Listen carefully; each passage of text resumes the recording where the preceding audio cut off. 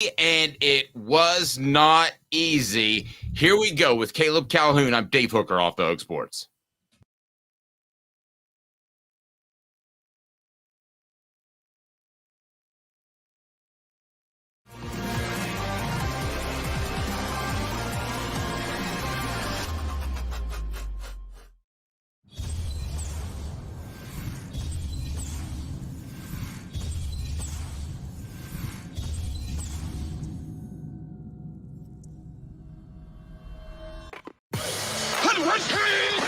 The Dave Hooker Show. A presentation of Off the Hook Sports. Objective insight, expertise, top guests. Available on YouTube, Apple, Spotify, and the Off the Hook Sports app. Download now for free. Also available on offthehooksports.com. I compute and obey. Now to Dave Hooker. Well, if you take this Tennessee team for what it is, I think you should be very pleased with the victory tonight. The big wrap is now Tennessee beats Kentucky. We'll get into the hows and whys and what it means. And it's brought to you by Harrell Group Security Solutions. Tell you more about them in just a moment. But go ahead and get on board. Hit the like button and hit the subscribe button as well, because we're talking about a Tennessee win against Kentucky. Kentucky with an off week. Tennessee trying to bounce back from a devastating second half to Alabama. And Caleb, back in the day, this would be viewed as Tennessee playing down to their competition, but Kentucky has been a much better program over the years. Tennessee coming off a heartbreaking loss. The Vols never trailed. So when you take everything into account, I give Tennessee a big kudos for the way they handled their business in the Commonwealth. How about you? And then we'll go to the message board. I give them a major kudos. The game, honestly, it felt, and you're going to laugh when I say this, it felt like, for those who remember, the 1998 national championship game, in the sense that the score was 33-27, but watching the game start to finish, it just felt like Tennessee was in control the whole time. It felt like they dominated, and you were kind of questioning how Kentucky was keeping it so close, honestly. Now, there were a couple of reasons, a couple of drive-killing penalties, settling for field goals, maybe Hypo playing too conservative at the end of the first half. But overall, I watched that game, and I came away thinking that if it wasn't for Devin Leary, Tennessee is winning that game 33-10, not 33-27. Well, I didn't think it was as one-sided quite as that, but I never, if not for the missed field goal, I mean, that was at the one point where that would have cut it to what I believe 6 It points. would have given Kentucky the lead. Excuse me, would have given Kentucky the lead. So that at that point, I had real concern, because if you're Tennessee, you start to second guess yourself. But other than that, I never really felt like it could slip away. I thought it could have slipped away at that point. You didn't, or you still felt good even if that kick sailed good? I was kind of pretty confident that I thought Tennessee would have gone down and scored. The only thing that maybe showed a little bit of concern, and this is in my takeaway, was the third quarter. For some reason, Tennessee lost the battle up front. And then the fourth quarter came, and they dominated the battle up front. I mean, they just completely controlled the line of scrimmage on both. Well, they controlled the line of scrimmage on defense the whole game. Ray Davis, how many yards did he finish with? I mean, I know he averaged less than 3 yards a carry on the night, and that's a big accomplishment for Tennessee. But the offensive line really stepped it up in the fourth quarter, and I mean, helped with a healthy dose of Dylan Sampson, who was making plays on his own, to be fair. Yes. This was kind of the Dylan Sampson game, and I want to get into that. Should Dylan Sampson be the starter? And I want to tell you why I think that he shouldn't necessarily be the starter, just because he continued to make fantastic plays tonight, and he did so. Want to remind everyone, and we're going to go to the message board and get your thoughts. The Big Wrap is brought to you by our friends at Harrell Group Security Solutions, making your children, your businesses safer too. Harrell Group Security Solutions, highly trained individuals, not just security guards, highly trained individuals, oftentimes in the armed service, that have to go through incredible training to make sure your schools especially are safe. Working with private schools now, we want to work with public schools. Go to your school administrator or business administrator after what has happened in our country once again and say, I want you to talk to Harrell Group Security Solutions. Harrell Group Security Solutions. I wholeheartedly give them a high endorsement. All right. So let's go to the message board for a moment before I tell you why Dylan Sampson should not be the starter next season just because he looked fantastic. And I'm going to give a major kudos out to Travis, who was the first on the board, says Joe Milton is still my dude. There you go, Travis. You've been there all the time. You've been steady with Joe Milton. So no doubt about it, Joe Milton deserves some kudos. I thought Tennessee's running game, especially early, opened up that pass to Nimrod and opened up some other things as well. Dante Thornton actually contributed as well. That was good. Let's talk about Dylan Sampson for a second. I think Tennessee has something special with Dylan Sampson. I think it's Alvin Kamara-ish, but not quite as big, not quite as powerful, but really good at breaking tackles. I think that Tennessee is just fine letting him not be a starter, and here's why. Charlie Garner was never really the starter, but if he was feeling it in the fourth quarter, Caleb, he got it. Travis Stevens was really never the starter over Travis Henry, but if he was feeling it in the fourth quarter, he got it. Salute to the way Tennessee's coaches are handling the running back rotation right now, because Sampson gets in there when I think a defense starts to hunker down and gets a more powerful back, and he's able to make things happen. Sorry for being long-winded, Caleb, but I want to get your thoughts on Dylan Sampson.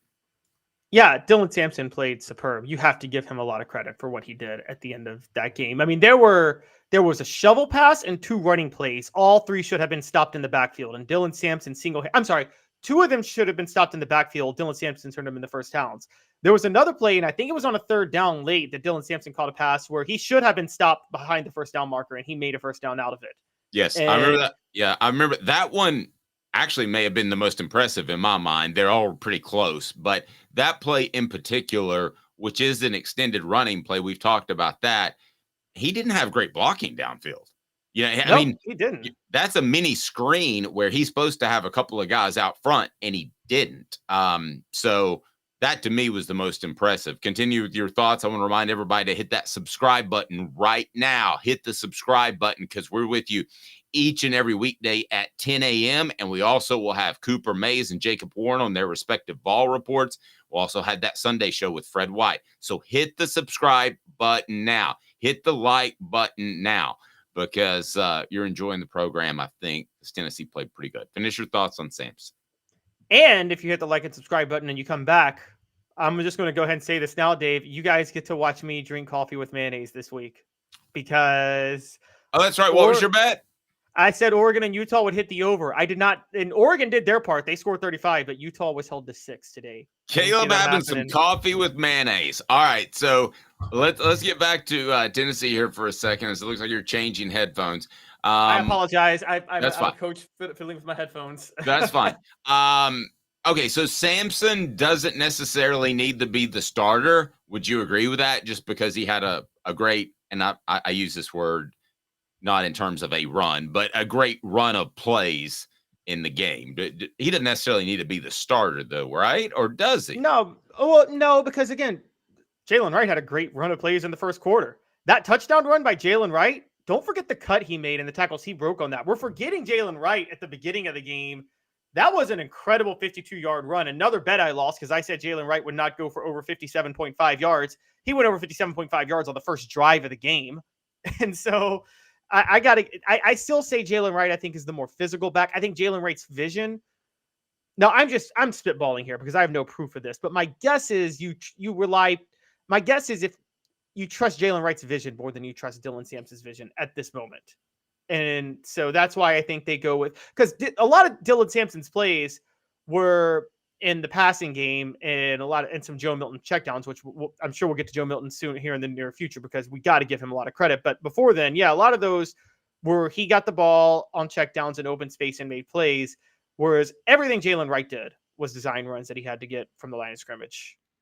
Yeah, and he's looking a little Montario Hardesty to me as far as his intentions of putting the foot in the ground.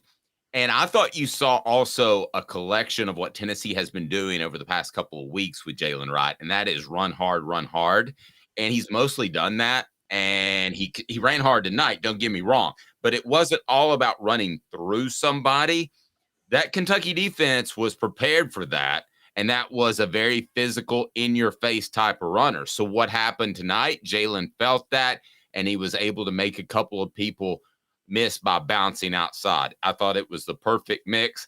I think we could start to have the conversation that Tennessee's 3 tailbacks can rival anyone in the nation. You probably watch more around the country than I do, but give me another that might compete with that. We'll go to the message board on that too. Is there anybody else that you see out there that has 3 running backs like Tennessee has? I mean, I'd have to think about it. Nobody I can really think of. I mean, particularly when a lot of the elite teams in college football this year, it's a very pass-happy season outside of the SEC. I would say I think Ole Miss goes 3 deep, but I can't remember exactly all they go with. But Ole Miss has some legitimate threats in the running game. But to be fair, Ole Miss, half their threat, I think Jackson Dart is one of the 3 threats, and he's their quarterback. So yeah, Tennessee can go 3 deep. This game was very much a dare I say 2004 Gerald Riggs, Cedric Houston type of running back tandem with Jalen Wright and Dylan Sampson. Both. When's the last time, Dave, 2 running backs went over 100 yards from scrimmage for Tennessee? Because I can't remember. No, I can't either.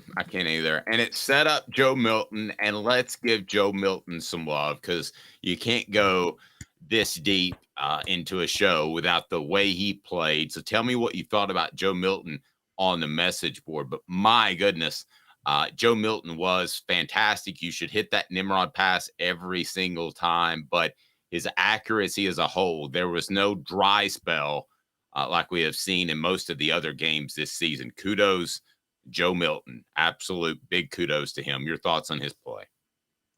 I thought it was incredible. And I'm going to tell you and I'm going to have this up later tonight, the turning point in the game.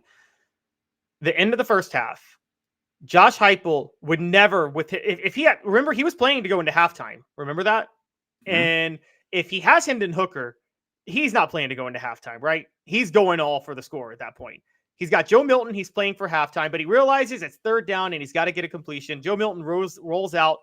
That completion to Ramel Keaton was one. I know it was a difficult catch, but Joe Milton threw it where only Ramel Keaton could catch that ball, but he still threw it catchable. You know how you and I have said, we talked about last week that there's a bare minimum of arm strength to play at certain levels, like high school, like college. And I believe that's true 99% of the time. If you have that bare minimum arm strength, it doesn't matter if you have that much stronger of an arm. That's the 1% of the time that arm gets that ball in there.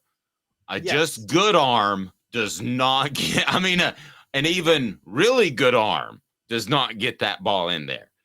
An absolute bazooka, as in Bazooka Joe, an absolute elite arm gets that ball in there. And you're right. That was an amazing pass. It was an incredible pass. And I think if Josh Heupel had it to do over, and by the way, right after that, Joe Milton, again, with 13 seconds left, rolls out, makes a perfect pass to get Tennessee in field goal range. Dave, I think if Josh Heupel had it to do over again, he would have played for the touchdown on that drive if he saw what Joe Milton was doing. And I have to give him a ton of credit. And then also Milton running the ball. And I don't know if you noticed this in the press, in the interviews, on the sideline interviews throughout the game. Apparently Josh Heupel is now telling us, because he's lied about injuries the whole time since he's been here. We know that. We've accepted it. Sounds like Joe Milton had been hurt since the Virginia game this year, and he hadn't really been himself, and that's why they hadn't been able to turn on his legs the way they wanted to. And finally he's fresh and able to use his legs a lot more. I'll tell you what, why don't you do this? Why don't you get me some more information, okay? And I'll address some comments on the message board. If you can either hear or read something about that, I'd like to hear a lot more about that as we're live. The Big Wrap brought to you by Harrell Group Security Solutions, and also brought to you by our friends at the Hemp House. Tennessee wins, so that means the Big Orange Crunch. The Big Orange Crunch right here is 50% off on Sunday only. That's Sunday only. Now, you can use the promo code HOOK at Hemp House Chat with 2 T's, Hemp House Chat with 2 T's. and get 10% on any product. But the Big Orange Crunch is 50% off on Sunday only, 50% off on Sunday only after a Tennessee win. The Hemp House, the premier hemp dispensary online with a wide variety, great selection, and strict standards to ensure you only receive the best in CBD or Delta products. So while Caleb gets a clarification on a Joe Milton injury we may have not been aware of, Elias says it feels like Milton has established some sort of confidence with his decisiveness when running and getting the ball out on time. His game has visibly changed. Certainly did, and even did in a loss to Alabama for a half, where I thought Joe Milton comparatively played probably his best game when you take the opponent into account. And tonight he topped that because he went from the opening kickoff to the very end of the game. So, Caleb, any word, anybody tweeting out news on a potential injury to Joe Milton that we haven't heard about? No, this was a mention in passing by a sideline reporter. And remember, we do know that he was hurt in the South Carolina game. He had the brace on his leg in the South Carolina game. So we know for a fact he was hurt in the second half of Texas San Antonio and the South Carolina game. It sounds like he might have been hurt before then. And that's why he hasn't been using his legs. Because if you watch, you and I, Dave, had been screaming, Joe Milton, why are you not running with the ball? And then you see him run now, and he's not only running, but willingly lowering his shoulder into linebackers. You don't see that type of... A little too much. I don't want to see anybody lowering. I don't want to see any quarterback lowering shoulders. I like the slide. And did you notice, too, everybody gave him a hard time about the Ole Miss jumping out of bounds. And he had one other kind of similar play, I believe, on a 2-point conversion this year. But did you notice on the slide to keep the clock running, how he got his knee down with like 6 inches before it would have been out of bounds, how close that was? That field awareness thing we haven't discussed much, and I think we all just assumed it would all be an issue, but it looked darn good on that play. Kudos to Joe Milton. It did. I was going to say the same thing. And for those who don't know, this was a third down it was the final third down Tennessee converted that allowed them to run out the clock, largely thanks to Kentucky trying to stage an injury to stop the clock, which is the hilarious mess up of the year, honestly. But yeah, it was a perfectly timed slide, and it bailed him out though, Dave, because let's not forget this. There was an option play a little bit earlier where he pitched it to Dylan Sampson, and Sampson had to go out of bounds because he had nowhere to go. And if 1 second less was on the clock would have stopped at that moment. And that was a pitch that if you're Joe Milton, you don't make in that situation. You don't make that pitch. You hold on to the ball. And I'm not going to try to start rumors, and we're not reporting this, but Gary Sane heard he was battling a rib injury. I'll tell you, that was the first I've heard of that. We'll certainly make some phone calls on Sunday and find out if there was a rib injury in play, and you can read about it on offthehooksports.com is your place. Place. A lot of new viewers on because Tennessee with a big win. We love that. Hit that subscribe and like button. Hit the subscribe and like button now. Let's bring more people on, and let's make sure you're a part of the fastest growing sports media entity that covers Tennessee and the SEC, because that's us. The Vol Report with Cooper and Jacob Warren coming up on a Sunday. The Sunday show with Fred White. We'll have that as well, and weekly with you at 10 a.m. So get it set, or certainly leave us a review. If you're on your podcast platforms, we appreciate it. Caleb, if I would have told you Tennessee just had 1 sack and given you Devin Leary's stat line, which was very, very impressive, perhaps you can pull it up if you like, or I can.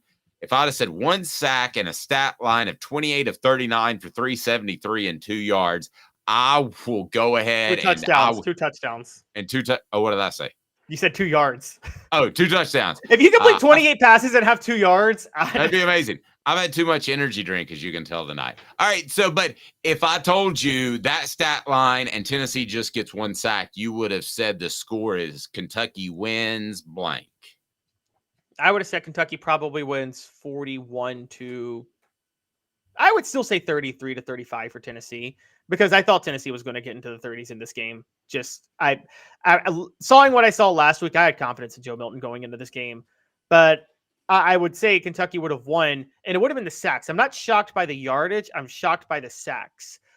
because I thought Devin Leary was going to throw for some yards, and largely because I thought Tennessee, I had faith in them stopping the run. I thought that Ray Davis wasn't going to do what he needed to do, and he couldn't. And so, but yeah, I was shocked by them only getting 1 sack and still being able to do what they did in this game. Travis said Dave's on that Big Orange Crunch. I might be later tonight. The Big Orange Crunch, half off, Hemp House chat with 2Ts.com. No, I just made the problem of buying an extra energy drink tonight, so that's never. Hey Dave, smart. let's get everybody on the message board to and we'll accept this. By the way, they need to all write letters of apology right now to Kamal Hadden. If you're mad about the secondary play tonight, you owe Kamal Hadden an apology because everybody in our chat room was trashing Kamal Hadden. Sharp Motor Company. By the way, Sharp Motor Company, we're looking for a car dealership to work with. So you can email me at dave@offthehooksports.com. Maybe we should talk. Said he agrees with you. They missed Hadden. They did. They missed Hadden. Maybe with a couple more stops here and there, we're talking about a 14, 17 point win very easily. And a cornerback can do that. We just don't always see it.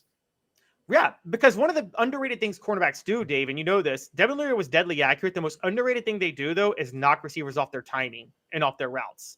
And so a lot of people might watch what happened, and I think you and I would. To Devin Leary's credit, he made some passes that once the ball's in the air, Dave, they're impossible to defend, right? Some of those passes were just on the money, weren't they? That were just no cornerback could have defended them. But Kamal Hadden would have knocked the receiver off the route, so the passes wouldn't have looked like they're so much on the money, right? Yes. No, I agree. Steve says, yes, they missed Hadden big time.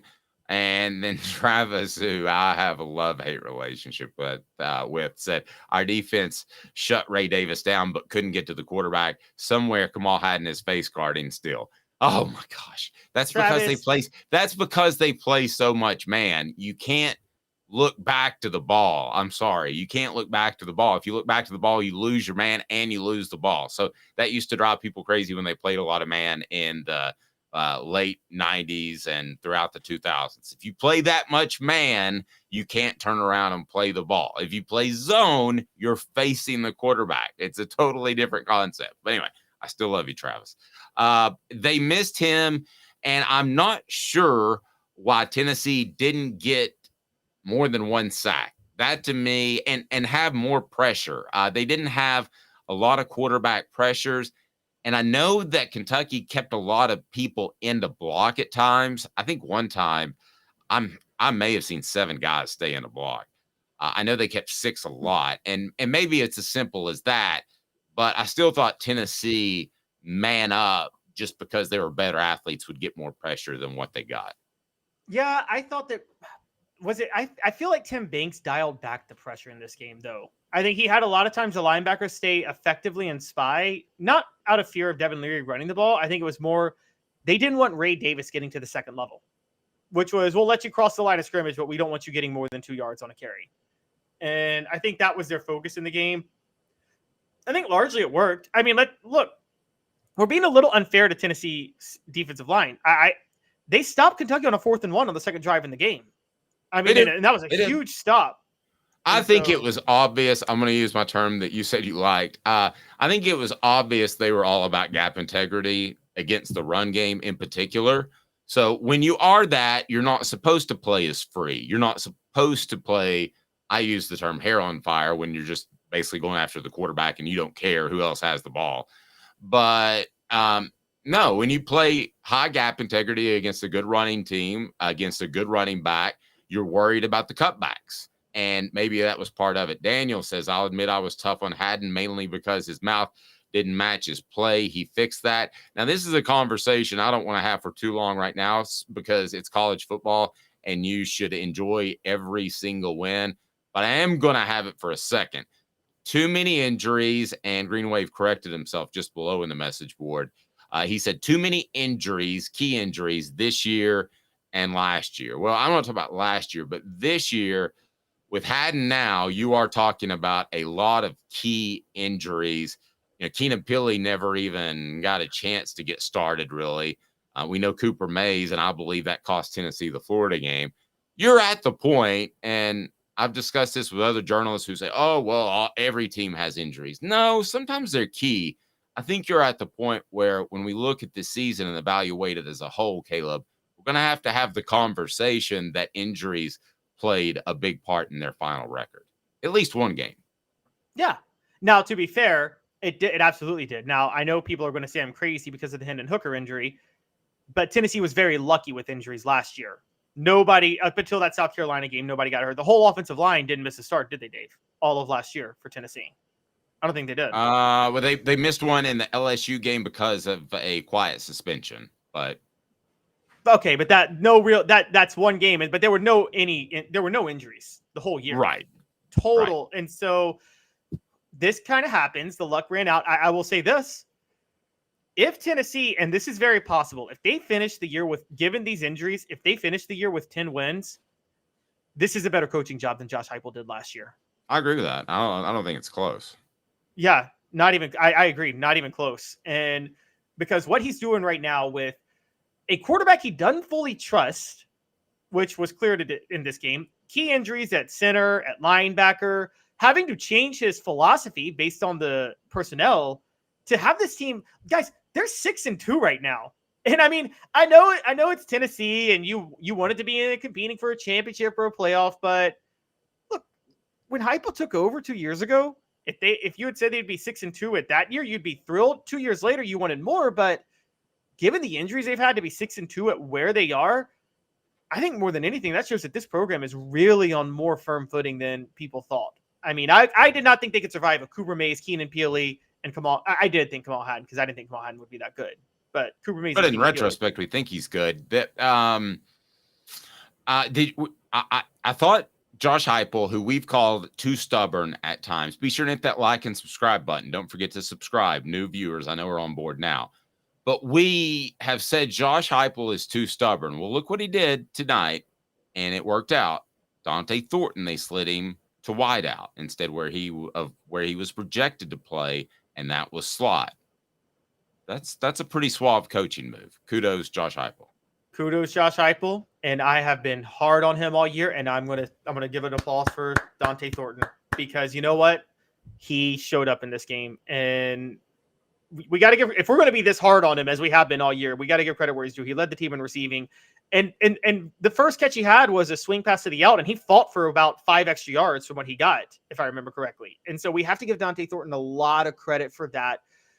And again, maybe he was playing out of position, Dave, and maybe he wasn't fully healthy at the beginning of the year either. We've heard talk about Dante Thornton not being fully healthy this year too. So Dorena says, shout out Joe MF Milton, which MF means my favorite, right? Caleb, no, my favorite Milton. By the way, no one Dorena was saying. Just never say that. If you're going to say that about quarterbacks, never say that about Zach Wilson because MF may be literal for him. But if y'all know the story, I don't want to hear your weird it just comes out of left field. What's that? Zach story Wilson's about? into middle-aged women. Oh, good for him. So am I. Just my wife. All right, so Zach Wilson's 24 and into 50-year-olds. It's kind of funny. Yeah, we're about to get the past of being past middle age. So here in like 5 years, will you say I'm into elderly women like my wife? All right, so your wife's going to kill you if she sees this. What women are you into, and your thoughts on the Vols and Tennessee winning? I thought a very clutch game against Kentucky. You go up there and dominate, maybe not the 45-3 fashion we saw a lot of times, but we saw a Tennessee team that I thought controlled for the most part the game. And don't forget this. I believe there is such a thing as an Alabama after effect, especially an emotional loss. I'll just tell you, when I interviewed Cooper Mays on Sunday, and I didn't want to say this through the week because I didn't want to put any more pressure on the young man. I felt like he was more down than I'd have ever interviewed him. And it was just me reading that. I think this team deserves an awful lot of credit for their bounce back ability. We can talk about the road woes, but look at how they bounced back in the past year against losses to Florida, Alabama, this year. Last year, it was Georgia and South Carolina. They bounced back like nobody's business. This is a lovable group, even if they end up finishing 8-4, which they're not going to. Yes, and I want to give some breaking news, Dave, because you were questioning the pass rush and how they only got 1 sack. So, for the second week in a row, Josh Heupel responded this way. He was asked about it, and he's paused, and then he said, next question. Many people in inner circles think that Tennessee has been held way more than they should have this year on the defensive line. And I haven't gone back and looked at the tape. I'll go back and watch it myself. I didn't notice any blatant holds that are missed, Dave. You might have, but I actually didn't want to bring it up because I like to go back and look too. I thought there were at least 4 times I thought I saw Kentucky offensive linemen with their arms extended outside of your chest area. Now, I mean, you hold on every play, you grab with your fingers and your hands, but it's when you extend your arms, and if you're watching on YouTube, perhaps you can see me, but when you reach outside of your frame, I saw a couple of those out of the corner of my eye as I was trying to watch the defense. So I wouldn't be surprised when you go back and you do your review if you don't find a half dozen calls, at least I'm gonna say 4. I'll put the over under at 4.5. If you go back and watch it and you don't see that there are, and I will too, that there's over 4.5 potential holding calls in that game. Yeah, okay. I'll put it on that because I might agree with you. I've seen a lot. I haven't watched every play. I haven't looked at the defensive line as I typically do. I don't know how you do it. I actually look downfield more than I look at the front four when I'm watching on defense. But I could actually go back and look and see. So I haven't seen what everybody else is calling this year. But this is a really, really, this has been a complaint from Tennessee fans all year. I do know that. And for Heupel to say that a second straight week at a press conference is kind of revealing. Although, again, at the end of the day, he's 6-2. And Dave, on a positive, at a bare minimum, Tennessee is finishing 8-4 this year. That we know that now because they're beating UConn and Vanderbilt. Yes. Yeah. And so at the very least, 8-4. The very least 8-4. 9-3 is a possibility. 10-2 is kind of in the ether, but still outside shot. And that's exactly what Tennessee finished last year. And so, I mean, I think that this was one of the wins that you were worried about it. Remember, didn't we both say this was Tennessee's most dangerous game at the beginning of the year? Yeah, I definitely thought so after the Kentucky game. Yeah, I'm sorry, after the Alabama game, I thought playing Kentucky was the most dangerous game. Yeah, exactly. I did too, particularly with Kentucky coming off a bye in the game in Lexington. Tennessee pulling off this win is huge. Can they do it again in 2 weeks at Missouri? I don't know. Can they do it at home against Georgia? I don't know. You would think they'd have to be able to do it. You think they should be able to do it against Missouri, but you never know. But I will say that this is a very, very different.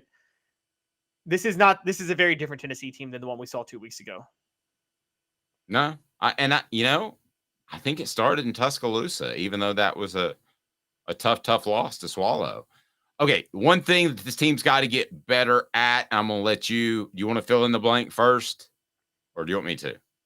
Well, not making drive-killing mistakes like taking sacks and having certain holding and false start penalties when you're moving the ball. Maybe we're saying the same thing. Red zone scoring. To settle for field goals and to not let your defense play free and attack the quarterback. That's the way this program is set up. You've got to get 7. You got to stop getting 3. That's got to end. I agree. I think so. Let's take into account though. One of those was a 50-yard field goal, and I said field goal kicking was the big difference. Charles Campbell hit a 50-yarder, and Kentucky couldn't hit their 50-yarder, and that's why Tennessee was able to maintain control throughout the game. But I don't consider that a red zone scoring. I just consider that score, moving the ball when you get past the 50. And then the other one was at the end of the first half. That was just Josh Heupel. Remember, Josh Heupel was playing to go into halftime, and then Joe Milton shocked him by getting a couple of first downs. And he's like, oh, I could try to play for a field goal. I think if Josh Heupel could have that to do over again, he's playing for a touchdown. Well, maybe. And I know that Caleb Giroux is going to write about Tennessee's trust in Joe Milton. Do you think it grows after this game as well as he played? I do, but I think it also grew after the Virginia game, and then the Austin Peay game happened. And remember, the Austin Peay game was the catalyst for a month-long lack of faith in Joe Milton, 2-month-long lack of faith in Joe Milton. And so now you got another game like that because you got UConn coming up. And so that was, how are they going to respond with that? I'll say that it's funny you brought up the Alabama game and a loss. I mentioned him in the weekday, but we got to start talking like Joe Milton, Jonathan Crompton comparisons. we all talked the Georgia game was a Jonathan Crompton renaissance, but it actually wasn't. Wasn't it the second half of the Auburn game the week before that they lost where the renaissance happened? I'd have to go back and look. I was at that game, but I don't remember. I'll tell you this. One of the things I would have argued with you about the renaissance is that Joe Milton doesn't have the natural ability to throw on the run, which I think had been said that he hadn't thrown one touchdown pass while on the run. Wasn't that a stat like 2 weeks ago? Well, he didn't throw one on the run tonight, but he threw 3 balls on the run that were completed and that were nice. So that's what Jonathan did, is they rolled him out a lot and he just read one side of the field. Maybe there is a very big significance between the two, because Joe Milton showed me an ability that I hadn't seen before tonight. Same with me. And I felt like they had never actually given him that chance to do it. Also, quarterback sneaks under center. Where are they? They had one third down run where they called it from the shotgun. And then they had Joe Milton get under center to do a handoff on a 3rd and 1 later. They got a first down anyway because of an offside penalty. Dave, why are quarterback sneaks not a thing in football anymore? It drives me crazy. Hey, let me say this. When a former Vol legend who happens to be one of the best coaches in East Tennessee weighs in on your chat, we're going to go to him first. Spencer Riley says, quite simply, cut out penalties. So, Spence, thanks for watching, man. We look forward to talking to you each and every Monday as Spence will break it down. So, as you might imagine, Coach says cut out penalties. Tennessee with 9 penalties for 70 yards. You're right. I mean, we're talking about 1 or 2 more sacks, and maybe this is a lopsided score. But you cut out those penalties, and maybe it's a lopsided score as well. So, we certainly enjoyed it. Aaron Beasley got one of those penalties, and it was the personal foul after the field goal that was missed. But that was smart because it made Tennessee, they just milked more clock running the ball and moving the ball. I mean, real smart move by Aaron Beasley if you think about it. Harrell Group, security solutions, leadership experience, specialization, addressing problems through unique mission-specific mitigation techniques, making your children safer at school or your workers safer at work. Harrell Group Security Solutions, highly trained security individuals. We have heard about all of the terrible tragedies that have happened. That's why you've got to reach out to Harrell Group Security Solutions. These individuals are oftentimes former service members, and they're highly trained. And I'm telling you what, they'll make your people safer. What about that? We're working in private schools now. I want to go to public schools as well. So the Big Orange Crunch, by the way, is 50% off. If you want to go to Hemp House Chat with 2Ts.com, 50% off Sunday after a win, or 10% off either time. So Tennessee with UConn, this isn't a bye week, but it kind of is better than, because you go through the regular game week preparation. You'll probably just have to play a half. So I would expect Tennessee to play really well against UConn, and the Vols should be riding a high for a couple of weeks now, you would think. I would expect, but then I just remember the Austin Peay game when you thought they were riding high after blowing out Virginia and Florida the next week, and the Austin Peay game again set in motion issues going down the line. Now they know more about their team now than they did then, so I would assume they're going to play well against UConn too. But that Missouri game is going to creep up, and I think you wonder if they'll look at. Look, they're going to beat UConn. I'm saying all this, not saying that they're going to struggle with you. Where are you going here? Are you picking the Huskies? I am not. What I am saying is it could be one of those. It could be one of those ugly affairs that Tennessee wins by like 30-13 again, and we're having a conversation next week like, oh wow, there's some real problems with Tennessee right now. And I don't think so. I think this team's coming together, and I think a big part of that's Joe Milton's more comfortable. And it took a while. It did, but perhaps if he is like Nico and he comes into a program he's supposed to take over, and he takes over as a freshman, he gets comfortable as a freshman, and he's a really good junior or senior. Well, no, that probably would have happened in Michigan. He's Caleb Calhoun. I'm Dave Hooker. This has been a presentation of Off the Hook Sports. Be sure and check us out. We'll have game coverage coming up by Jimmy Himes and more offthehooksports.com. Caleb has got a ton of stories, and I write about how Tennessee's 2 biggest strengths heading into the game ultimately secured the game for the Vols. For Caleb, I'm Dave, offthehooksports.com. The Big Wrap brought to you by Harrell Group